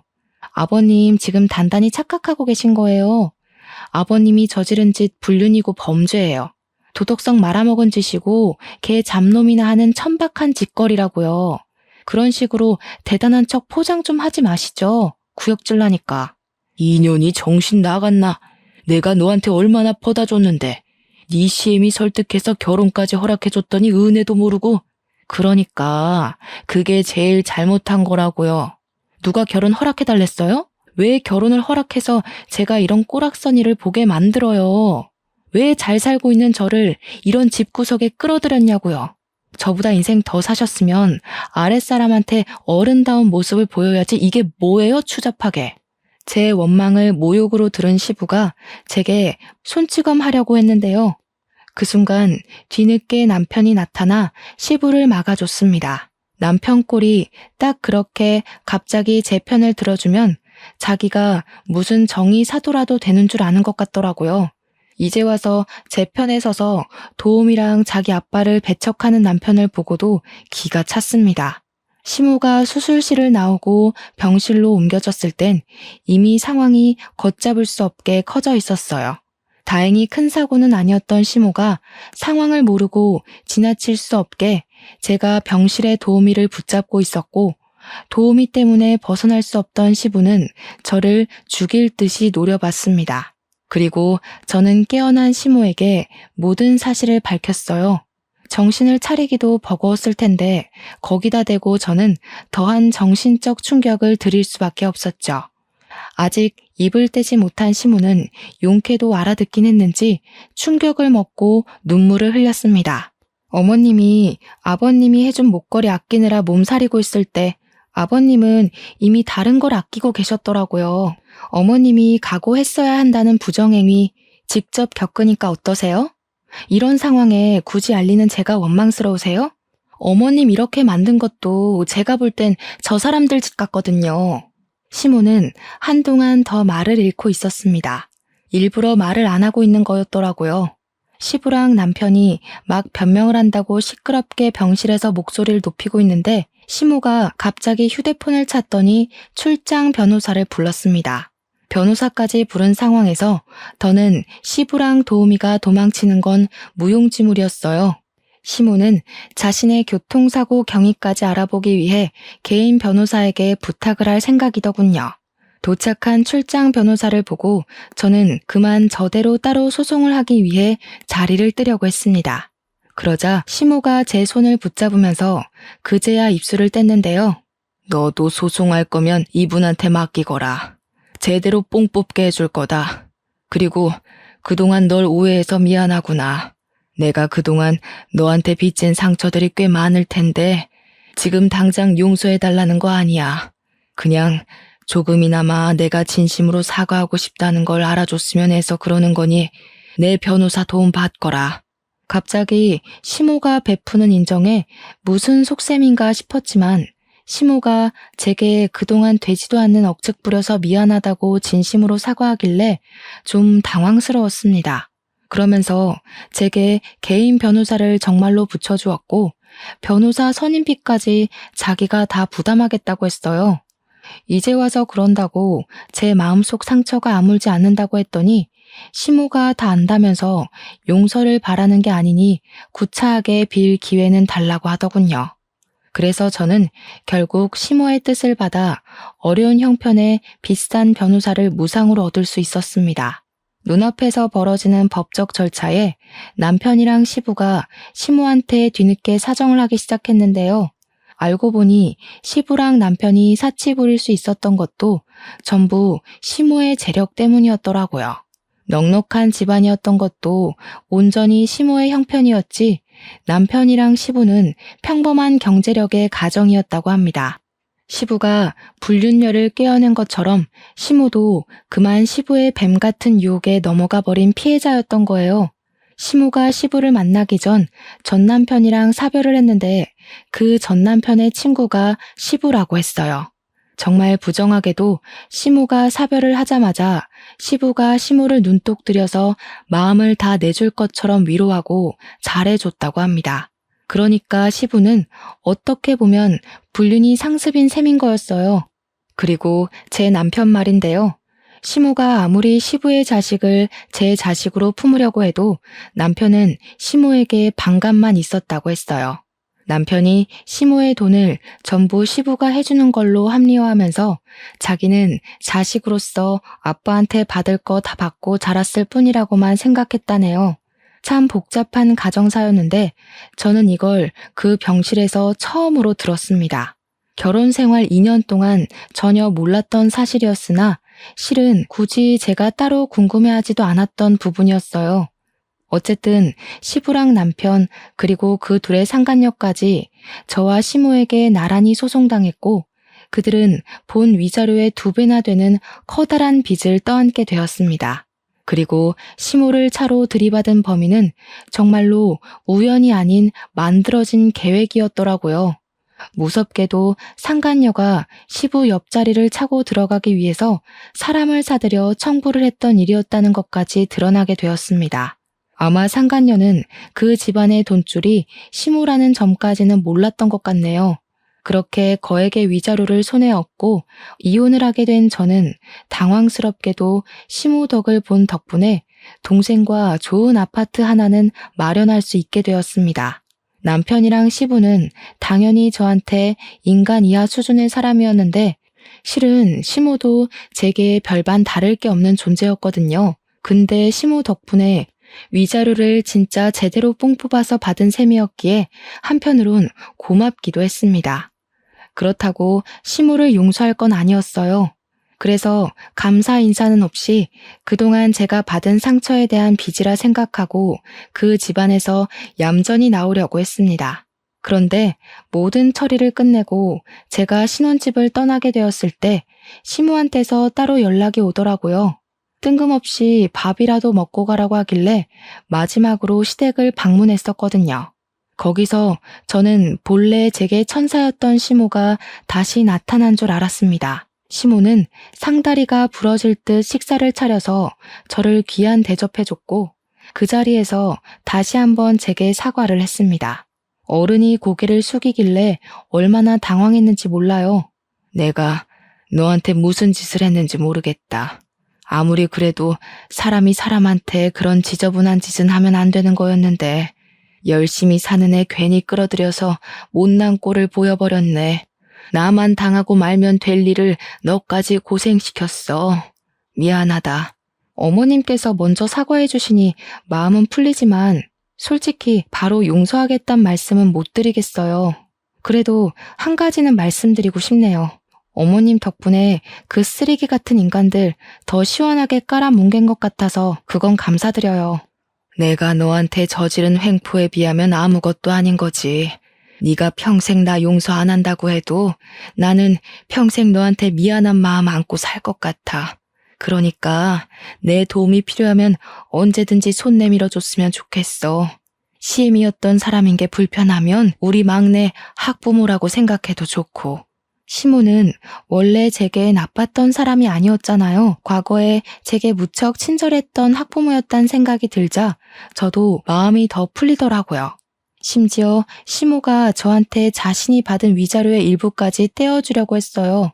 당연히 처음엔 완강하게 만류했지만 시모가 남한테 몹쓸 죄 짓고 편하게 발 뻗고 못 잔다면서 자기 마음 조금이라도 편하자고 돈으로라도 주는 거니 받으라 하길래 그 뇌물까지 받고 말았습니다. 그 때문에 저는 비록 며느리로서는 끝이 난 사람이지만 도련님 홈스쿨은 끝까지 도맡아 주기로 했어요. 시모가 그렇게 바랬던 무상으로 제가 선뜻 먼저 제안을 했죠.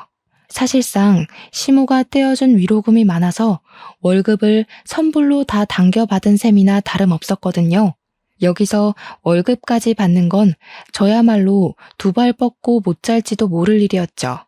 저 또한 어르신한테 손찌검하고 폐륜적인 발언을 많이 발설했으니까요.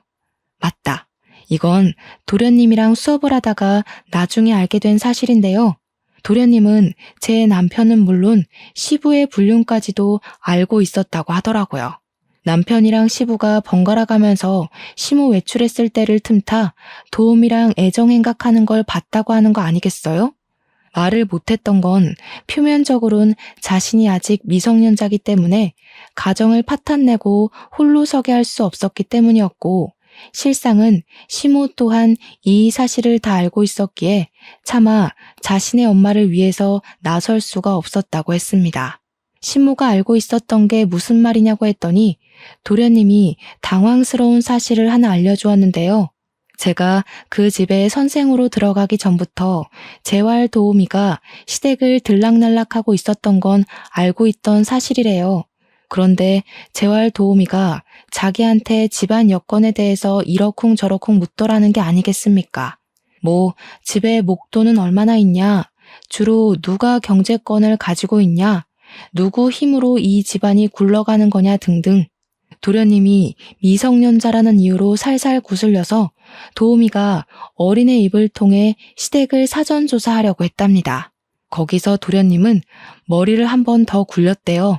자기 기준에서 시부랑 남편이 자기 집에 빈대처럼 들러붙어 마음대로 자기 엄마 재력을 쥐고 누리는 게 마음에 안 들었다고 해요. 미성년자가 힘이 없어서 그렇지 힘만 생기면 시부랑 남편을 당장 떼어놓을 생각이었더라고요. 그래서 그 계획에 도우미를 이용하기로 했다는 거 아니겠습니까? 도우미에게 이 집안의 실세는 시부랑 남편이라고 엉터리로 알려주곤 도우미가 시부랑 남편에게 알랑방귀 끼도록 손수 도왔대요. 그런 과정에서 제가 등장을 했고 남편이 제게 빠져 한눈 파는 바람에 도련님 계획에 순간 차질이 생겨 이 길을 빙빙 둘러오게 된 거라고 했습니다. 그제야 저는 도련님이 지난 수업 때 제게 쪽팔리네 어쩌네 하면서 의미심장한 발언을 했던 것이 이해되더라고요. 도련님은 뒤늦게나마 제게 이런 사정을 미리 언질해주지 못해 이런 더러운 꼴에 섞여들게 한 것이 미안하다고 했습니다. 그렇네요. 도련님이 미리 언질을 줬다면 제가 이 집에 시집을 가는 일은 없었겠네 라는 생각이 순간 들긴 했어요. 하지만 뼈를 깎는 고통을 느꼈기 때문에 제 손에 부가 쥐어진 게 아닌가 싶습니다. 이미 지나간 일이고 제게 일어날 일이었을 거라고 생각을 해요. 이렇게 보낸 시간마저도 다 제 삶의 미천이 아니겠습니까? 1년이 지난 현재, 더 이상은 그들을 원망하고 있지 않아요. 원망이 남았을 만큼 그 사람들을 기억하고 있지 않거든요. 도련님은 대학을 입학했고 제게 한 번씩 안부 인사가 오긴 하지만 시모랑은 따로 연락을 하고 있지 않습니다. 전 남편도 빚더미 갚아줄 사람이 없어서 한 번씩 제가 아닌 제 여동생한테 연락을 해 저를 좀 만나게 해달라 부탁하기도 했는데요. 이 자식은 빚이 있는 와중에도 번호를 바꿔서 연락할 정신이 박혀있나 보더라고요. 그냥 여동생한테 대꾸 말고 바로 차단하라 시켰어요. 그러니 이제는 전 남편 흔적도 점점 없어지더군요. 시간이 약이라는 말이 정말 진부한 말이란 걸 알면서도 맞는 건 맞는 거더라고요. 그 집안 사람들이 저랑 지독하게도 엮여있던 사람들이 맞나 싶을 만큼 현재는 제게 아무런 영향도 끼치지 않는 남이 되어버렸잖아요. 그 인간들 때문에 오물범벅이 될 뻔했던 제 인생도 그들만 없어졌을 뿐인데 진흙 속의 연꽃처럼 참 예쁜 일상이 드러났습니다. 이젠 가진 돈으로 좀 더 알차게 살면서 남은 진흙마저 털어내려고 해요. 앞으로 제 인생에 얼마나 많은 흙길이 펼쳐질지 모르겠으나 시간이 약이라는 뻔한 위로를 기억하면서 험한 인생 잘 살아가 보도록 하려고요. 모두들 각자의 속도에 맞게 인생길 걸어 나가면서 예쁜 연꽃으로 마무리되는 삶을 살기를 간곡히 바랄게요. 그럼 지금까지 이혼녀의 속사정 들어주셔서 너무 감사드립니다. 평안한 하루 보내셔요.